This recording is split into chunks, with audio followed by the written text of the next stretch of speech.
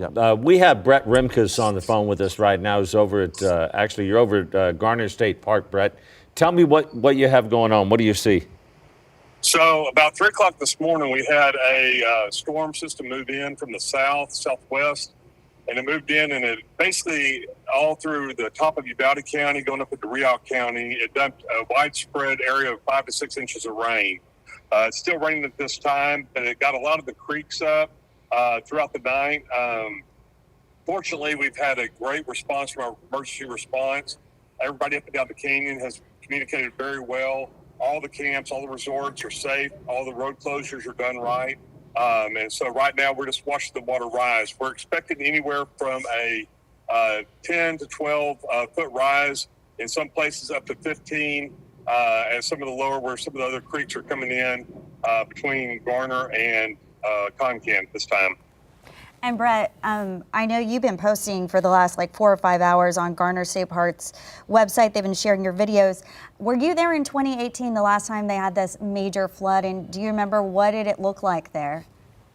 Yes. So I've been here for 25 years. So I was in here for the 02, 04 flood, 07, and the 18. This is, we were such in a drought-stricken area for the last 4 years, and this is what we've been asking for. And we've had 2 rains back to back, one on the 4th of July that came in and brought 5 inches on the east prong and the west prong. And this one was much nicer because it actually brought rain to the entire area from Concan all the way up to the HEB encampment, and which is really what we need. It's about a 30-mile stretch of area that has been really drought-stricken over the last 4 or 5 years.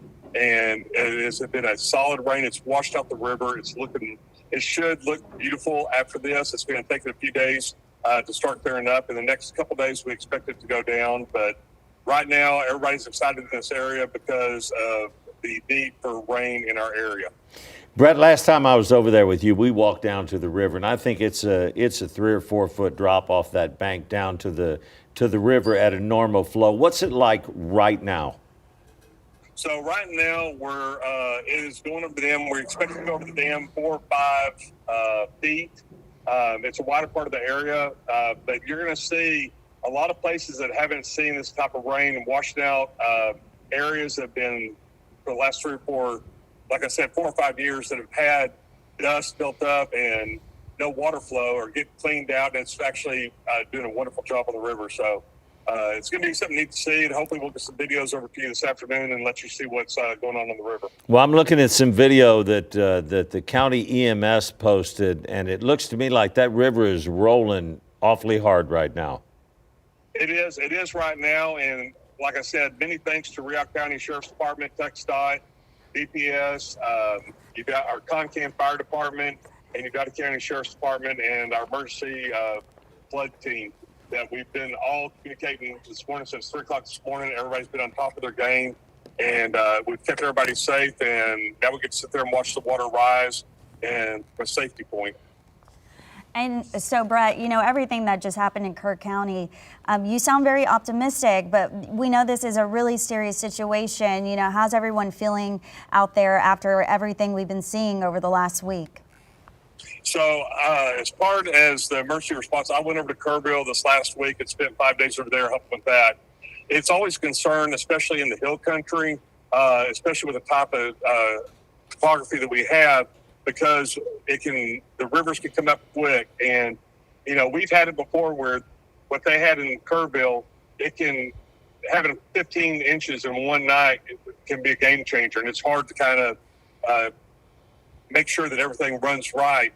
We've been very blessed in the last 2 rains that we've had it steady, and we were able to sit there and watch these rises come in the morning. Oh. But every time it puts you, on, your tippy toes to make sure that everything is going well, because anything can change. It could be a very nice blessing into a dangerous situation real quick. Now I'm looking at the county's emergency management website, Brett. I'm not seeing any reports of any high water rescues, low water crossing rescues, anything like that. How much word have you heard about that?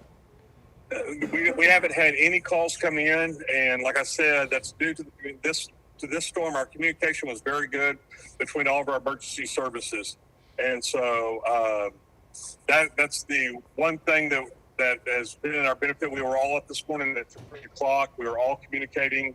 We do have group texts among the resort. They're all safe low water. If it does come up, they need to go ahead and go to higher ground. Not so much evacuate, but get to higher ground. And everybody this morning has been safe and checked back in and said everything is good to go. Now, we see that this thing is kind of just north of you and raining in that area. How hard is it raining right now? Right now, it's raining probably about an inch an hour, so it's calmed down. Sometime in the middle of the night, it was up to 3 inches per hour. It was pretty hard rain, but we're going through little spots, and we set off some of that system coming out of the south. It's headed over towards the Oasis River right now. That like some of the I can see some of the clouds, some of the rain heading over to the west a little bit. But right now, it's just kind of showers on and off. But it is saturated ground. We are watching all the creeks and tributaries going into the Frio and making sure that everybody stays safe.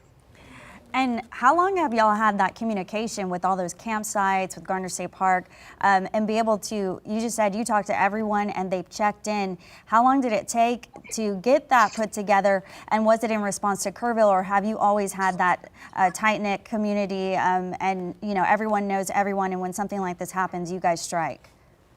Well, technology has made it a little bit easier to do that. The last big rise we had was in 2018, and that's kind of where it started. Back in 2002, 2004, we did not have the cell phones that we had and the accessibility to radars and stuff like that. So having the internet and being able to watch radars and watch the weather systems come in and having cell phones, we have built that up, and we communicate in our off season. We get together and make sure we have group text among all the resort owners from Lakey all the way down to Concan. And we fairly often sit there and communicate with what systems are coming in and try to prepare all of us to make sure that we're all on the same page. All right, Brett Remkus over on the Concan area out there at Garner State Park. We appreciate you joining us. Be safe out there, my friend. Very appreciated. We'll You bet. see you all a little bit later.